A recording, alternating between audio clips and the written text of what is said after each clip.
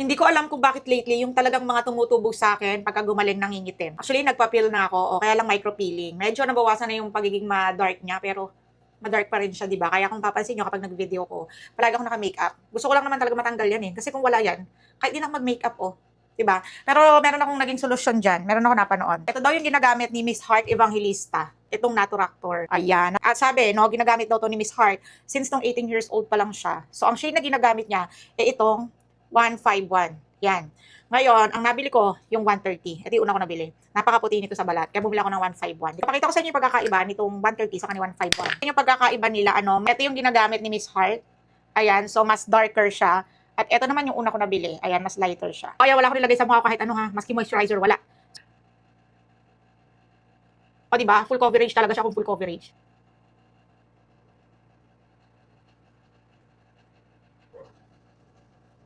Mag-powder tayo. Loose powder, katulad nito. Tingnan natin kung mahalata pa siya, ha? Hindi naman na siya halata kapag meron kang powder. O diba? Blend na blend siya. O diba? Fresh na ulit. Yun lang.